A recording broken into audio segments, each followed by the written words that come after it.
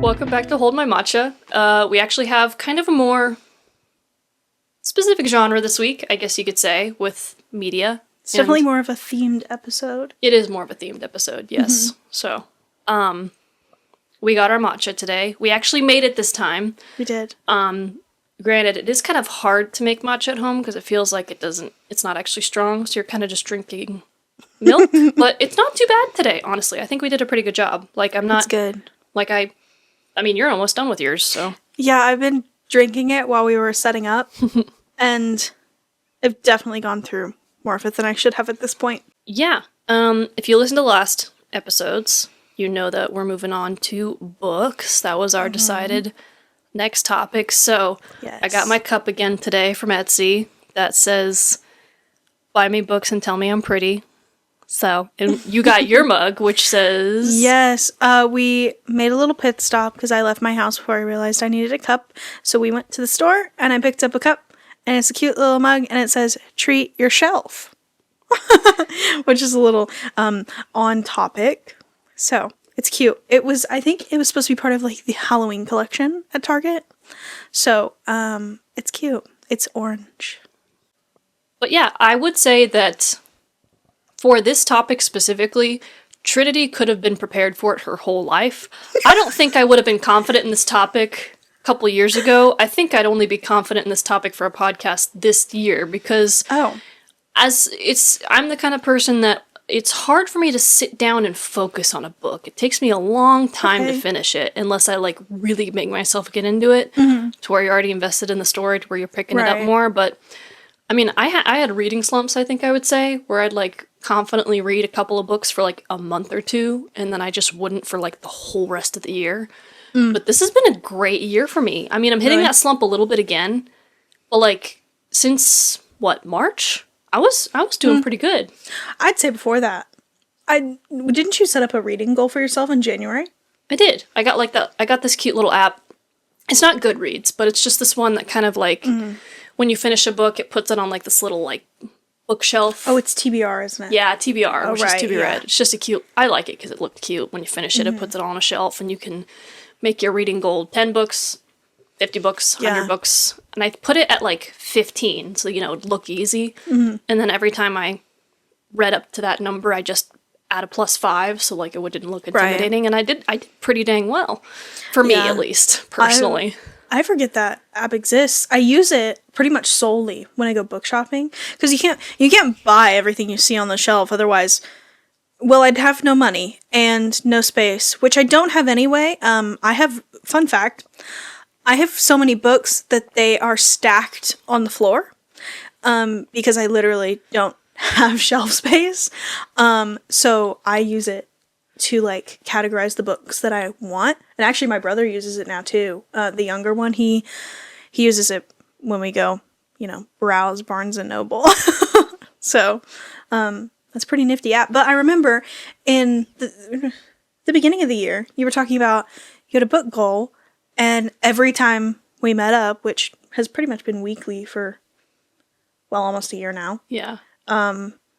You've hit several more. I think there was one that you said you read like 5 books in a week, something like that. There was one week. Oh, yeah. That was 1 week. Because I set a pretty easy goal, because I would say like a pretty like average book that's like an inch thick when you look at it is like 200, maybe 300 pages. And that's a pretty easy thing to read. And I was like, okay, let's see if I can. At first I would make myself do chapters. And I was like, why do page numbers? I'm a chapters person. Now I am a page numbers person. I'm like, okay, page numbers is easier to gauge, honestly. Yeah. And I started reading just little inch-thick 200, maybe 300 books. And I realized I could actually, because I wasn't doing much, I could actually finish 100 pages a day. So I was like, 100 pages for a 300-page book. I'm done with it in 3 days. That was my goal. I'd try to read 2 books every week. So, like, if I picked kind of a thicker book or I was a little lazier, because, there's 7 days in a week, I'd still have, like, 4 days to read the second one. And I was pretty dang good with that goal, like, 2 books each week. But obviously there were some where, like, I read them so fast, I think I hit, like, maybe it was like 10 days, not 7 days, but within 10 days, I think I had like 4 or 5 books done because I read Yeah. like 1 or 2 of them super fast. But Something like that. You think you're only a recent reader, then, is what you're saying. I have read books that would just take me a long time, and I definitely didn't consider myself like an avid reader. But this year I felt like it more. And once I started like, because at first I was like, dang, I'm on a good reading high, I should take advantage of this. So I was like, I need to read everything that's been sitting on my shelf. Right. And usually to keep yourself reading or doing whatever, the key is to pick something that you're in the mood for. But surprisingly, I actually made myself read everything that's been sitting on my shelf. And then I started to read whatever I wanted and what I was in the mood for. And it kind of actually worked out amazingly enough, even if I wasn't like super excited for it. Right. Because I was very determined to read everything that's been sitting there, I actually did pretty good. And some of them are like, I was like, wow, this has been sitting on my shelf all this time. And it's crap. And it's crap. Oh, yes. Did you read, what is it called? Wait, okay. We went to Barnes & Noble one time. We've been to Barnes & Noble lots, actually. Yes. So one of the times that we've been to Barnes & Noble, Rose was like, oh, Trinity, you should read this book. And it was because the back cover said something along the lines of, this girl moves to London to work, not to work, but like to study, something in the English realm, because she didn't really like what she was doing in the US, or she like didn't have any friends or something like that. And if you don't know me, I'm a writer and a reader, and I'm obsessed with the UK. I've been there, it's beautiful. And so it seemed like an appropriate read, but I read it and it's horrible. One of the worst books I've ever read. Oh my. I guess I won't name drop it. Just I could give you a worse one, honestly. for the sake of like not being mean. I'd Yeah. be interested to know what that is. I think I mentioned it to you, I just forgot. Anyway, it was horrible. That's happened to me a lot recently. I pick up a book and I'm like, oh my gosh, such a cute concept. And I read the first part of it, and by the time I get to the end, I'm like, this is hot garbage. How did we get here? Oh my. And honestly, unfortunately, it's always the books that aren't like my main genre that I'm like, oh, I want to try something new. I want to, reach into a different genre, see if I like it. It's always those. I'm like, oh, so adorable. It turns out to be the worst story I've ever read. Or we introduced magic in the last 50 pages. Like, That definitely took me off guard in that one. Like, I mean, it's not even magic, it's time travel, I think. But like, Yeah, it's time travel. but like, why? you wrote a contemporary romance, and it seemed normal, and then all of a sudden we're time traveling at the very end of the book, and there was no hints to that. It's just so weird. I'm sorry, I get weirdly passionate about books. That's probably going to be the entirety of this episode. I'm a little too much. You might have to rein me in. I feel like we have a pretty similar, or like, we can recommend books to each other and we're like, yeah, that's fun. Like, we don't have too drastic of a taste. I just think we both have kind of different guilty pleasures, I feel like, when it comes to books. Yeah, I would say so. My taste in books stems a lot from like my childhood, which I guess, to go back to what you were saying earlier, I probably was ready for this episode my entire life. I've been reading pretty much the same thing for my entire life. My parents liked to tell this story about me as, little Trinity. She'd lay in bed and she would recite princess books to anyone who would listen. So I've kind of always been into fantasy. And then I grew up absolutely loving Harry Potter. So a lot of my taste is fantasy. It does differ occasionally. I can get into like dystopian stories, sometimes sci-fi. It really depends on what it is. And I've tried some, like, regular fiction or romance here and there. Some of them I like, some of them I don't. But a lot of what I like lies more in, I don't quite know how to describe it. I like slow burn. I guess you could say that I like enemies to lovers. And I like the drama. Like, I like it when they fight, sort of thing. It's so fun. And I thrive in the build-up. That's what I like. Specifically in fantasy stories. Build-up is so much fun. I don't know if that kind of delves into what you were talking about or not.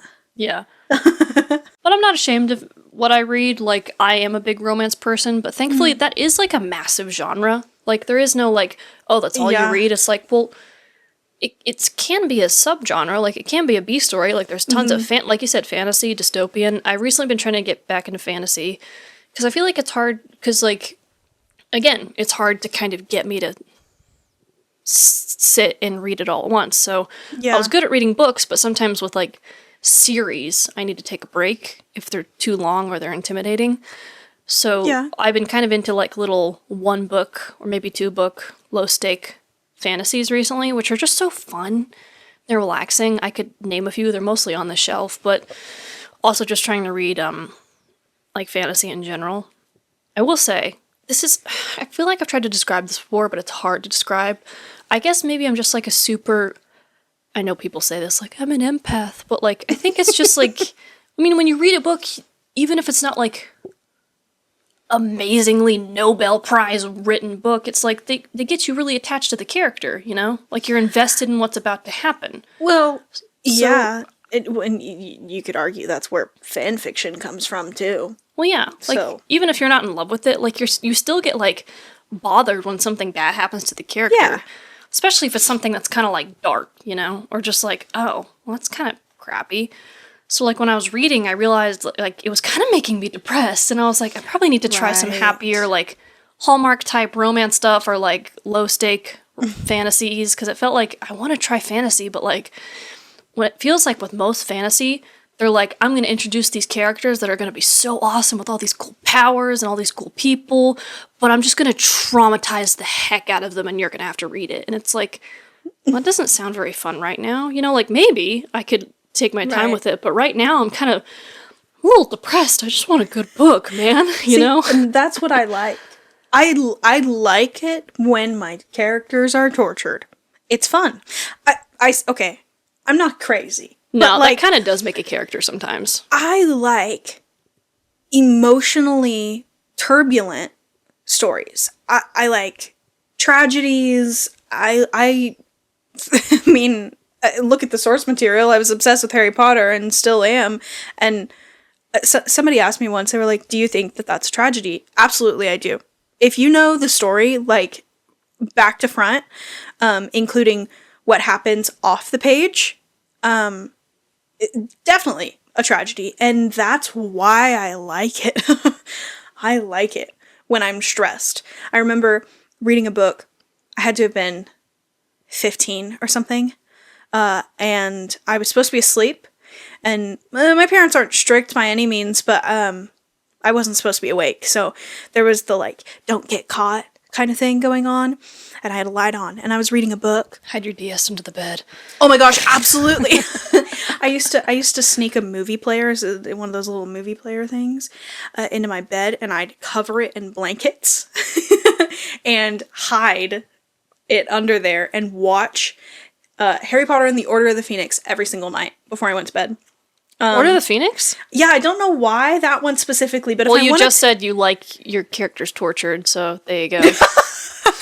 Well, and you want to know what I was just about to say? Is if I ever need to take a nap, that's the one I watch. Which, like, don't get me wrong, I do actually watch these movies at least twice a year. Like, I can sit down and watch them and not even, like it's almost like I've never seen them before. So I do actually watch it. But if I ever, like, am having trouble going to sleep, that's the one I put on. Anyway, what was the point? Oh, yeah, I like tragedies. I like the emotional turbulence. I like it when they're tortured. And this one book that I was reading in, low lamplight at 15 at probably midnight, I remember my heart was pounding. Like, it was just pounding, and I was just waiting for whatever was going to happen. And I just kept turning the pages because I just needed to know what was going to happen. I think I read until like 3 a.m. And at that point, I was getting up at like 5 a.m. to do my makeup as a 15-year-old. So I got no sleep to read that one book. But that's what I like. So I guess that makes us different too, because I enjoy craziness.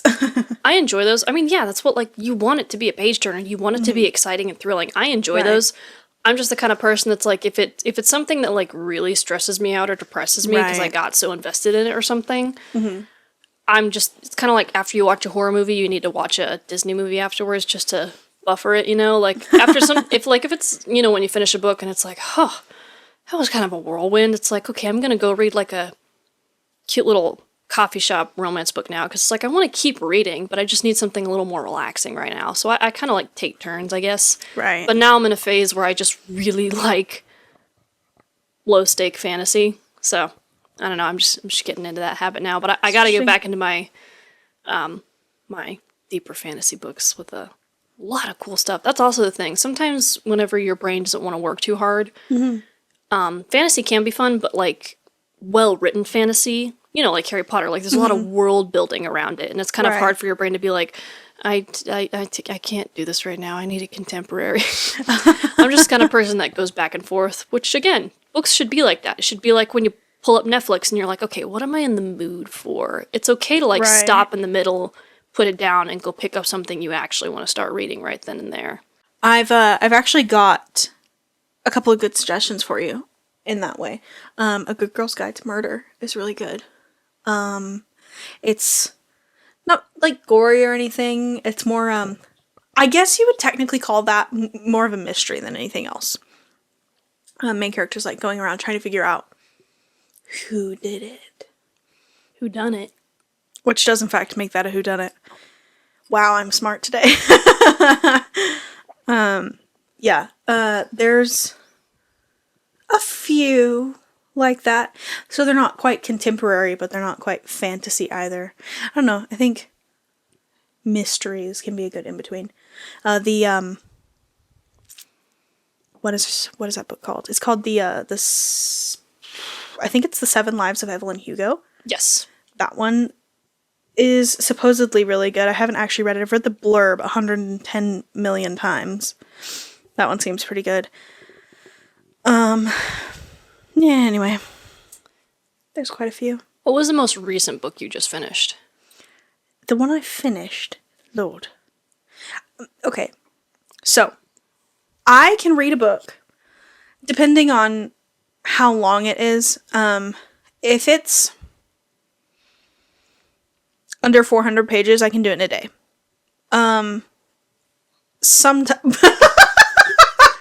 Not you coming at me right there. I didn't roll my eyes. I didn't do anything. Oh, okay. You have been able to do that for a long time. Yeah, I don't really know where that came from. It's not something I tried to do. It just happens. Anyway, so I can get through them pretty quickly. I read It by Stephen King in 5 days. I do think that is actually a talent, honestly. That book is a headache. If you ever read that book, it is so good. We absolutely love the It stories, especially the more recent movies, some of our favorite things ever. But the book is a headache. It jumps from perspective to perspective, from year to year, forward in time, backward in time. It's a headache to read. Anyway, it's some odd 1,200 pages, and I read it in Maine in about 5 days. And then that sort of thing. So, I guess moral of the story is that I can read really fast, but especially recently, because I'm spread really thin, I start a lot and don't finish a lot. So I'm currently reading a book called The Book That Wouldn't Burn by Mark Lawrence. It's kind of lore heavy. It also kind of gives I don't want to. It's a little more Tolkien than anything else. Kind of a mix between C.S. Lewis and J.R.R. Tolkien. It's interesting. I'm not quite far enough into it to know what's happening yet, but I'm pretty sure the concept ends in an infinite sort of library, which is an interesting thought. And then I'm also reading a book right now called Fangirl about a college student who she like moves to college in, I don't remember what state it is. Anyway, she writes stories online and she's like an English major and kind of a recluse. Did I recommend that to you or did you find that yourself? You recommended it to me. Okay, because I was about to say that one was recommended to me. Yeah. Shout out to actually my old podcast, Izzy on there. That's like her favorite book, which is fun that like cozy books, 'cause I do think that is a kind of a cozy book. Cozy books like that can be a favorite. It definitely is a fall book. It is definitely a fall book. It's not really my genre. The reason I haven't finished that one. I'm probably 100 pages in right now. It's not really my genre, but it's one of those that's like close enough to a lot of my own interests that it kind of becomes like intriguing to go through. But I will say I am 100 pages in and I don't feel like anything significant has happened yet. It just kind of feels like I'm reading this random girl's life. So, there is that. But it definitely is one of, like, I read it and I was like, that was really adorable. I don't have anything against it. I just don't think I can, like, I guess relate to it that much. But for her, it made a lot of sense to relate to. And it definitely felt like one of those subtle, cute kind of things. I will say, I think what also helps back up the book, I mean, I don't know, I haven't read them yet. I definitely want to. But in Fangirl, there's like this fan fiction that she writes. And the fan fiction that the character writes, the author actually made, like, the books of those. I haven't read them yet, but they look, like, super fun. Like, right. I don't think the actual stories themselves, because, it's kind of supposed to be, like, not Harry Potter, but, like, as if a person wrote Harry Potter, she kind of made up her own thing called, like, Simon Snow. I think it's supposed to be, since I've, like, been reading it, like, I've literally had it open this week, it reads to me like a commentary on the obsession that circled the Harry Potter series, and in some cases even like the Hunger Games series or the Twilight series, but specifically the epidemic that was the Harry Potter and Draco Malfoy relationship. I think that's kind of the focus that she's trying to make commentary on, that there were lots of specifically young girls who were fixated on that world and those specific characters and what, quote, could have been between them, and then like how that would have translated into their actual lives as writers. So like that. My brain the whole time just wanted to say Heartstopper, but in Harry Potter. But like more, like you said, like when you get into it and look at it, definitely feels like Draco, Harry, enemies to lovers vibe, which is like a fun idea in the concept of that. But it's still its own thing, which is still kind of fun. Yeah, like she did the world building for that to kind of make its own thing, and then she actually wrote the book of that fan fiction she wrote, which I think is fun. Yeah, that is kind of an interesting concept. I will say, like, if you aren't aware, that is a very big subset of these franchises. Most large franchises like Harry Potter have also sizable groups of people who write stories about characters. It can be those or it can be others, doesn't really matter. But that is a very large part of fan culture. And it's interesting to see it pop up in contemporary novels, because I feel like for a long time it was a very taboo to kind of talk about, a little bit like He Who Must Not Be Named. I'm great at making jokes. Anyway, I feel like for a long time it was a little taboo for people to talk about that. So it's interesting to see writers putting that into their own stories. So, interesting concept, to say the least. But those are the books I'm reading currently. I have not finished them yet. I do have plans to read a Stephanie Garber. Is that her name? Stephanie Myers. No. What is her name? I don't remember. However, there is, I think Stephanie Garber is an author, but I don't think she's the one I'm thinking of. There is a series, the first of which is titled Caraval or Caraval. There's a spin-off book called Once Upon a Broken Heart, I think. I'm reading that one next.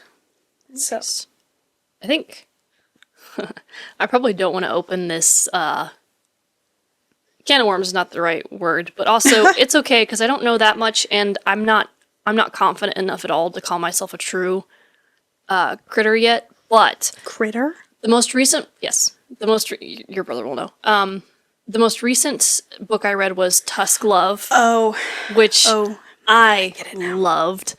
I just think it's really funny because if you don't know Tusk Love, it's from Critical Role, and Critical Role is a D&D group campaign. You know, they live stream and like put all their stuff on YouTube basically. But they became wildly popular to where they have like merch, they have an Amazon Prime show, they do like a whole ton of stuff. Mm-hmm. But Tusk Love was literally just a book that one of the players as their character made up because she was kind of like a girly girl in this campaign, which was so fun. She was great. She was like a very lovable character. And she was just like, she kind of just made up a smut book for that world. And I was like, that's so funny. That's such a, like a, in the best way, such a girl thing to do. Mm-hmm. And I loved it. But because it got so popular, they actually had it written as a novel. And like, I was like, okay, that could be fun. And I am a big adult romance person, both young adult and adult. I like both. But that one was really fun. It definitely was, I think it was more low stakes, but like still entertaining fantasy. Mm. And I think that was actually the first romance book I read where it included a non-human person. Actually, that is false. That's saucy. I've read, I think I've read like 2 werewolf-ish books, but you know, they're in human form, you know? Right. So like, you're not really thinking about that. But this Tusk Love is like an orc and a merchant's daughter. Mm-hmm. But like, it was still really cute, like super fun. Anyway, that was the most recent one I finished. I really liked that one. I'm still getting into Critical Role a bit. A whole critter. Yeah. I'm still laughing at that. I think that's so, because, you know, Potterheads, what are the other ones? Like, you know, so that's what they call their fans as critters, which I think is really cute. I'm still getting into it. They just started campaign 4. I feel like I'm falling behind. But, you know, that's the most recent one I read, but I've been reading a lot this year. I would say that, because I know the ones that you recommend like all the time, because you love them.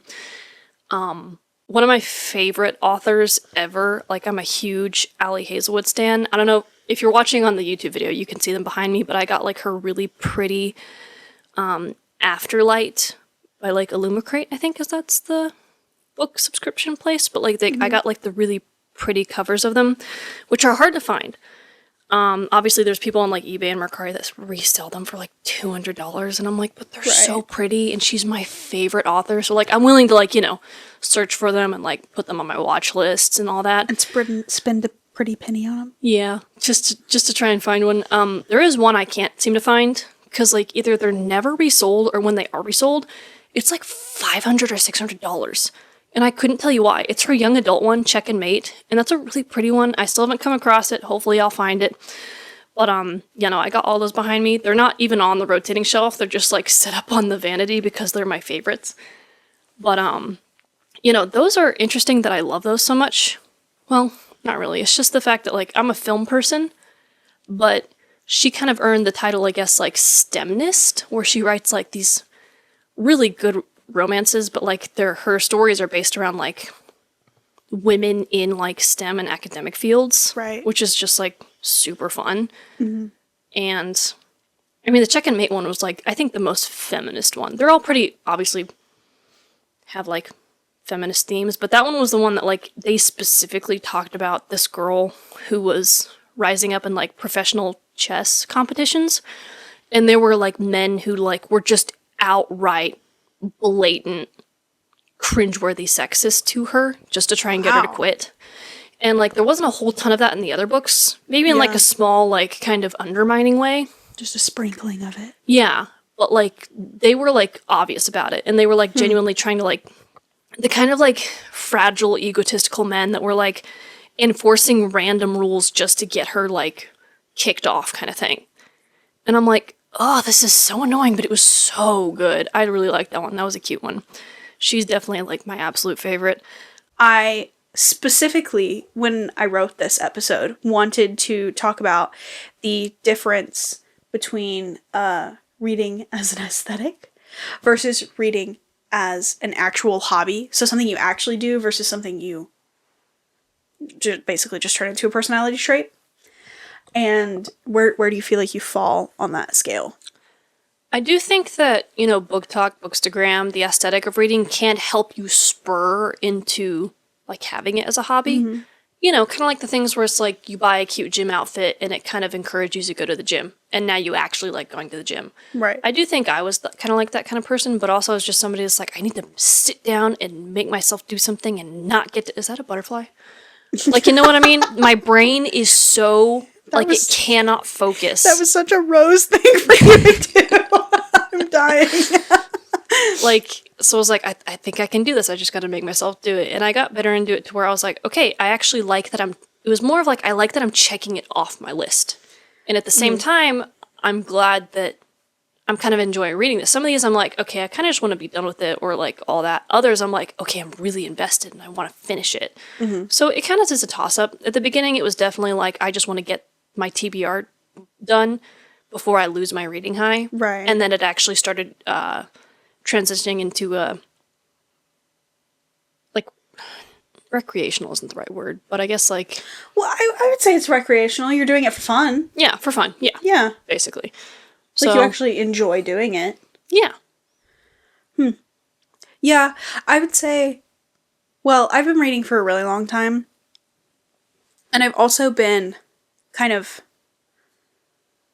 I wouldn't say the reader for forever, but I've been generally known as somebody who reads for fun, like literally, for as long as I can remember. So it's always been an actual hobby for me, but I don't think that it became an aesthetic for me until after high school, I guess. Because I had books. I've always had books everywhere. But with the introduction of TikTok and I guess, you know, COVID and all of that, it kind of allowed me to turn it into an aesthetic. But like, I'm not the kind of person that's like, I like books. And I never pick one up, you know? Like, I'm probably reading every day. But I also am probably your typical, like, reading aesthetic girl. But in, like, a quiet way. I'm kind of a quiet person. Like, I'm kind of like soft sweaters and scrunchies and, you know, hot chocolate, and a worn out, bent book kind of person. Like, I carry the same purse every day. I wear the same shoes every day. I'm kind of just like a one-trick pony. I listen to the same music all the time. I'm just kind of a boring person like that. So I would say that I'm, you know, your typical run-of-the-mill, like, book girl. But I do actually read a lot. So, I don't know. I will say, I didn't mention this at the beginning, but I think something that actually did help contribute to help me read a little more, because again, I'm somebody like, I need to focus on what's right in front of her, I guess, or if I'm thinking too much about how much I have left, or like, all that, I'm never going to finish it. So after I graduated college, I used some of my money, I was like, I'm gonna get a Kindle. That sounds like a good idea. Because part of me was like, no, I don't need to. They're mostly just for like travel and convenience, and I like physical books. And it's like, no, a Kindle actually might be convenient. Because I was doing an internship and I was in some housing where I wouldn't have any room at all, and I was like, I can't buy books. I should get myself a Kindle. But also, the Kindle has got like a good amount of storage on it, like a lot. So I got one and I realized like, oh wait, this is actually really nice for my brain because I'm holding a little tablet and I'm only reading the little pages in front of me. Like I'm not holding like the weight of the book and feeling like in like flipping through and going, oh, I have all this left. And like you can turn up like at the bottom, you can choose like how many pages you have left or like chapters, percentage, and you can just turn it off and just read blind, I guess you could say, not worry about it. And I think that actually helped me because like, again, well, yeah, it did help me. Everything I read this year was on my Kindle. But I'm also the person that after I finish it on my Kindle, I need to go buy the book and put it on the shelf so that everybody knows I read it. I am that kind of person. And I stand people like that. It's like a trophy, you know? Yeah, that's an interesting concept. I do like that idea. I am a physical books kind of person. Like I like to feel it in my hands. But I could see how that could be convenient, especially if you're like traveling. You're like moving around all the time. But I have a giant purse and I always have a book in my purse. So, I don't know. Maybe it'd make my bag lighter. But I'd have to buy the physical one. Oh, yeah. I can't, I don't know, for some reason I can't do that. But I'm also the kind of person that like, I crack the spine. Yeah, I know. I crack the spine, I bend the pages, that sort of thing. Like, I don't mess up my books, but like, I like them to feel lived in. Read. Yeah. So I'd have to have the physical copy in some capacity. I don't write in my books. I don't Annotate them. No, I don't like or go through and highlight the I love you lines. Sorry. What the heck are you doing that? Are you on Bookstagram? Well, I mean, kind of, I guess, but I don't scroll a lot, so I'm not against girls annotating their books. Sometimes they just genuinely like to do that. But like, you know, sometimes for just like, you know, post aesthetic purposes, they'll just like highlight the cute romantic lines with like little hearts drawn on it and they'll post it, which like, I mean, I am a social media person, I get it, but I'm just kind of like, I mean, it's not really annotating, but like also if you like really loved a romance book and like the writing and the people talking, I would kind of understand going through and like highlighting all your favorite like liners that like, it's cringy to say, but like, oh, it just made your heart flutter and all kinds of stuff like that. Like the posts of it though definitely look like what are you doing? Okay, let's doodle in our books and post it. Get that from a social media standpoint, from an aesthetic standpoint. I don't think I'd do it unless it was for that purpose. Which I am on Bookstagram, but like I haven't seen anything like that. Jeez. I would say like if there's something that's like really meaningful to me, I'll like take a picture of it. I like to take cute little pictures in my books. But I haven't written in any books since high school. I mean, well, barring my Bible, which I write in sometimes, but like not regular books most of the time. I don't do little tabs, you know, little sticker tabs. Oh, yeah. I do that in my poetry books, though. That makes me sound so cringe. I do have, like, I only have 2. But, like, that's super fun to do, because, like...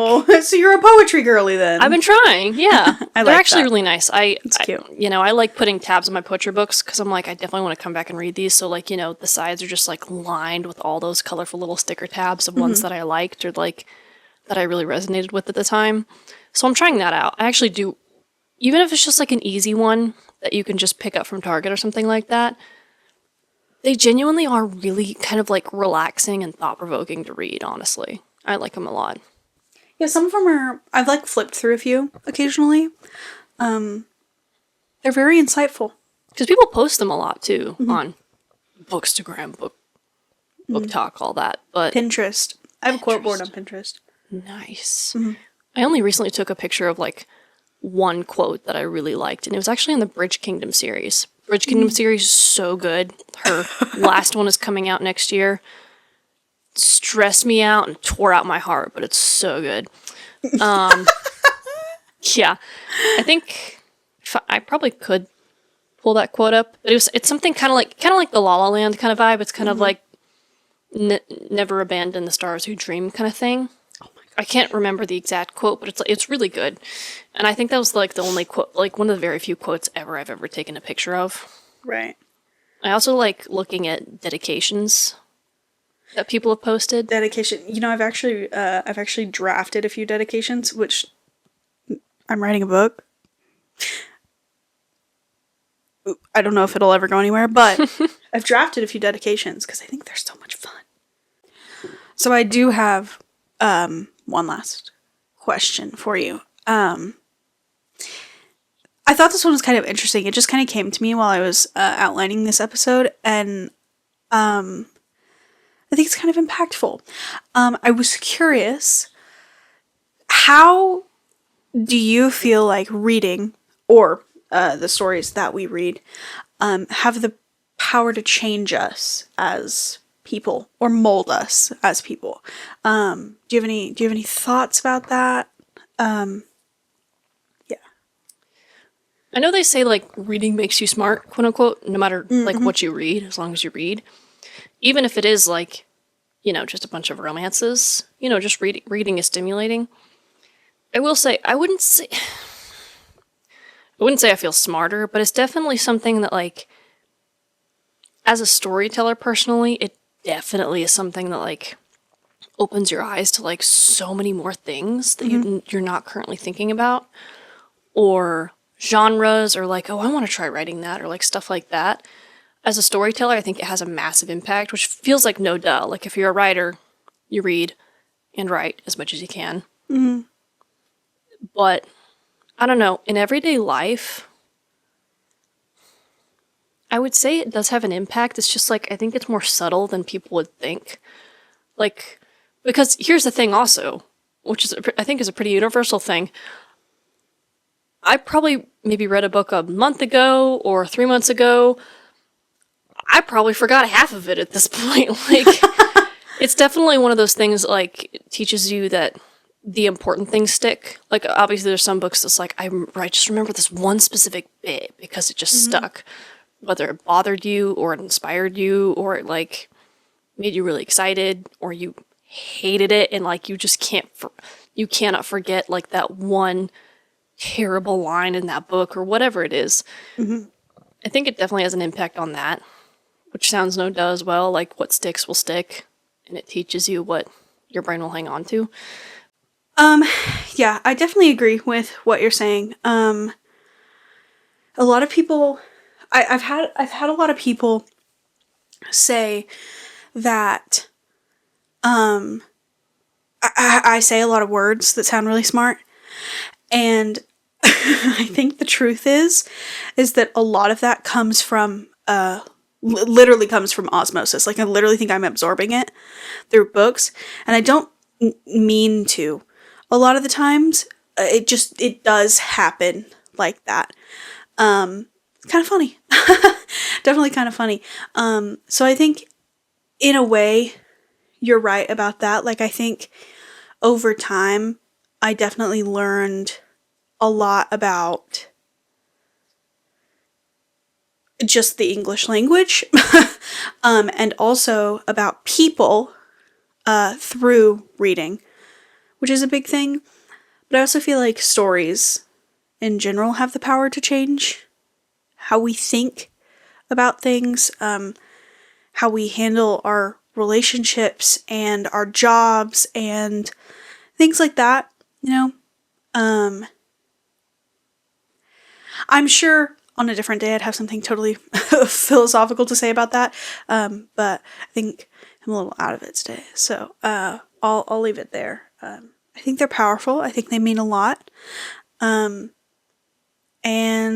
it's also entirely subjective.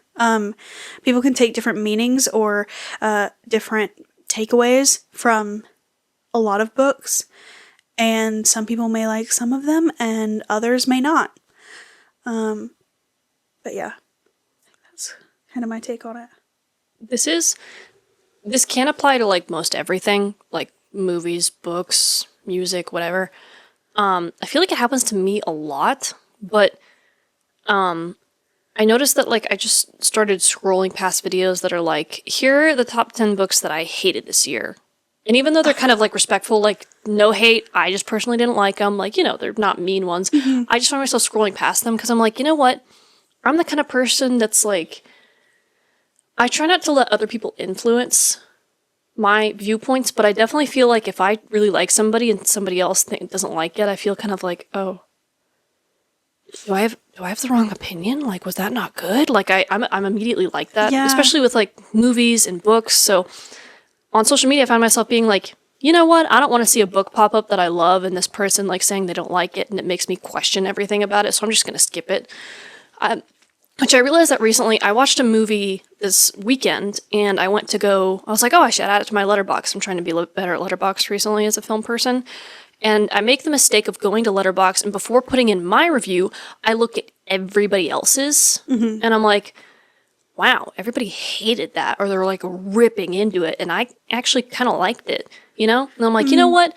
I think it is important and conductive to like do your research and like read other people's opinions and get all sides and kind of just Right. think about it without letting it influence you too much out of just like fear to, what's the word, conform to other people's ideas. But I told myself, I was like, you know what? I think I just need to, with like Letterboxd as an example, it's like, I think I just need to write my review and then I can go look at everybody else's, you know?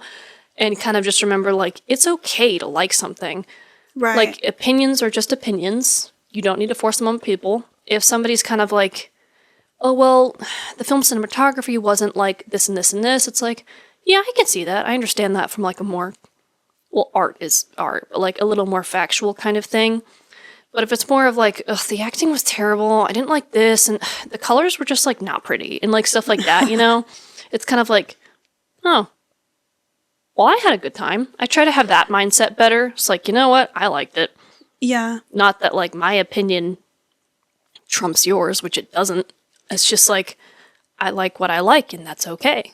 You know? Yeah. Well, and I mean, everybody's allowed to have their opinions. Like I said, I mean, it's all subjective because in the end, you know, you like what you like, and what I like may not be what Rose likes. You know, that's just kind of how the cookie crumbles. Sometimes people have different interests, and that's normal.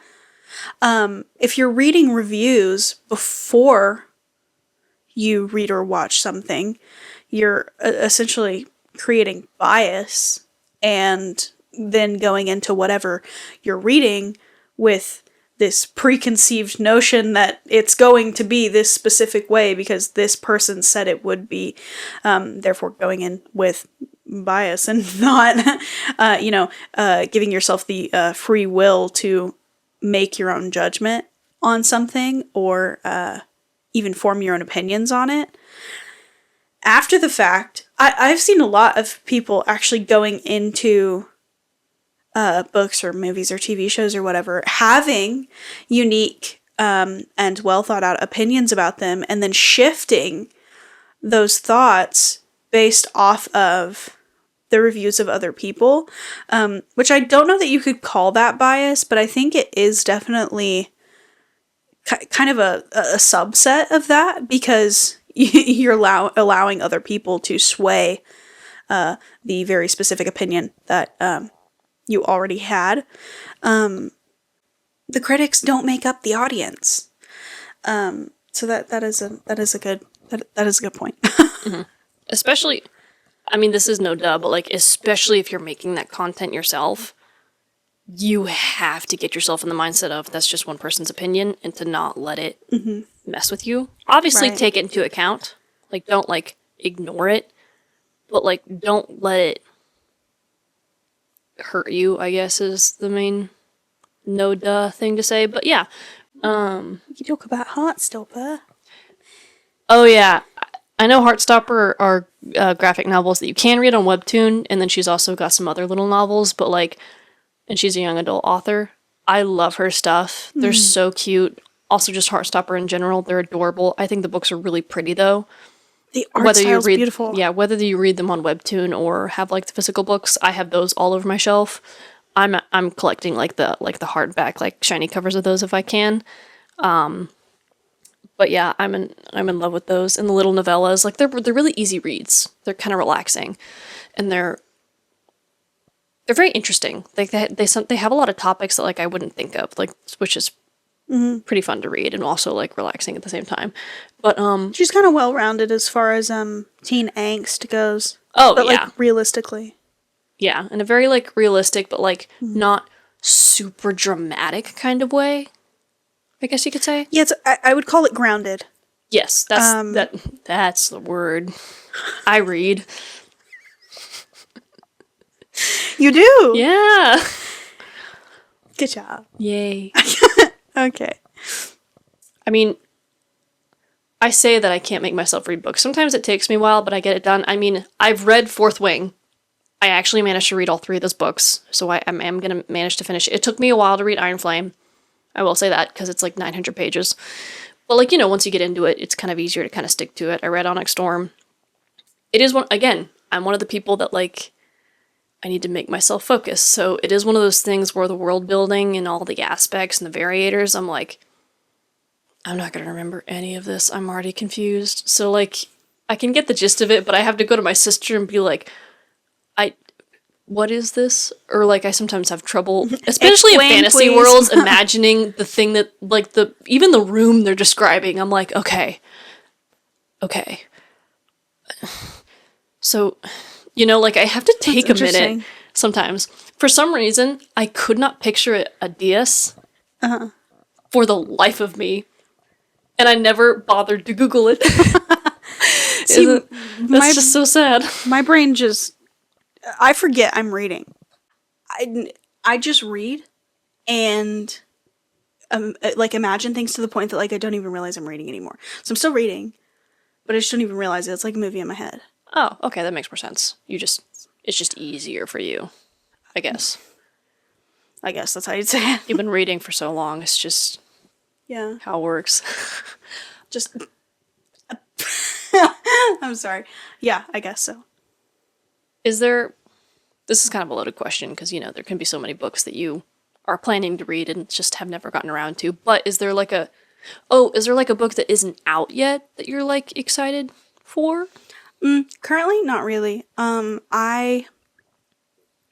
little weird tidbit about me. I tend to shy away from new things.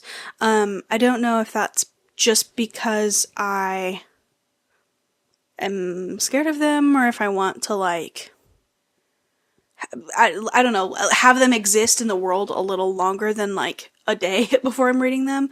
I don't know. I'm just kind of weird like that. I don't tend to pick up new things. There are a few select authors who release things periodically that I do get excited about, but there's not a ton of them.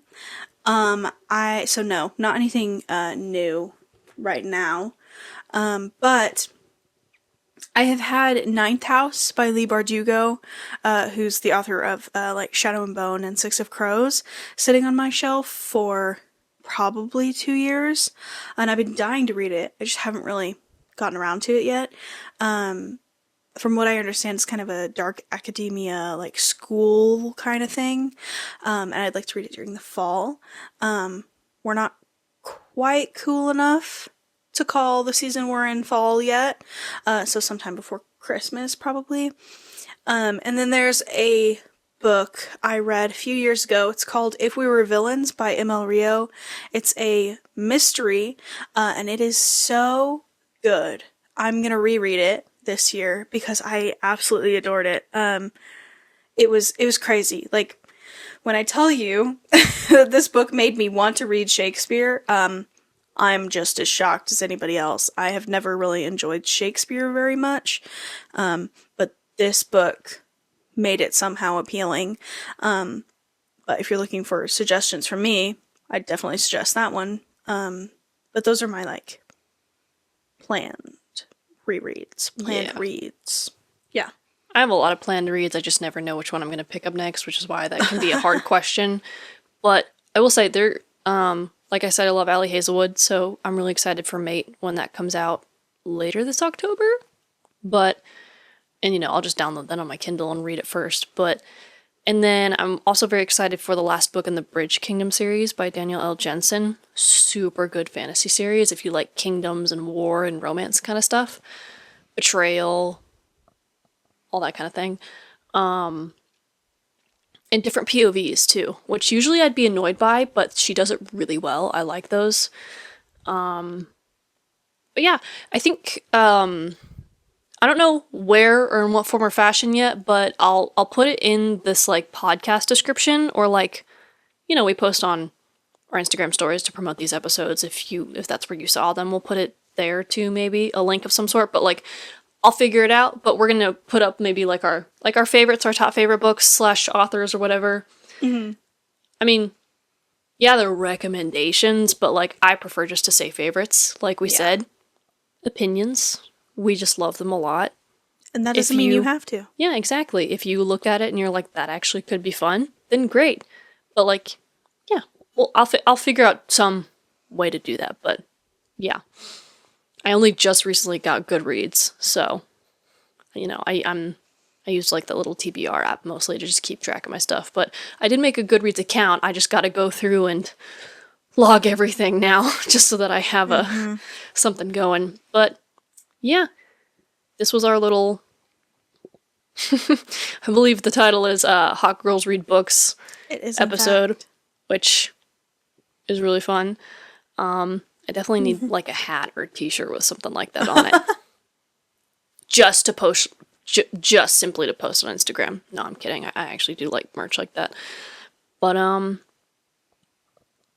yeah, that was kind of our little book episode. Rambled quite a bit today. Got a little off topic. I would not be surprised if this is a longer episode. We've been filming for almost 2 full hours. So Only had some technical issues this time. Not Only a that as much as few. last time. my laptop, who I've affectionately named Hermione, is a pest and decided to die a few minutes ago, so we had to kind of pick our way through that one. But other than that, we've been kind of good technologically today. No huge issues. We're hot. It's hot in here.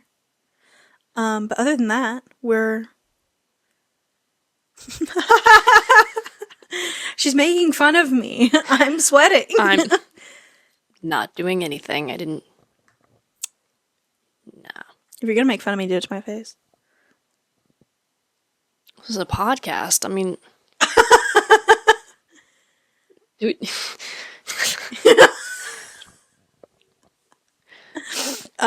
Anyway, yeah, I think we're a little worn out today. We've been a little bit everywhere, but thank you for tuning in and listening to all of our opinions and favorites. We were really excited for this episode, really excited to talk about the books that we read and how much we love them. So, this has been fun for us. If you have Check and Mate by Allie Hazelwood, the Afterlight edition, and you don't want it, I will take it.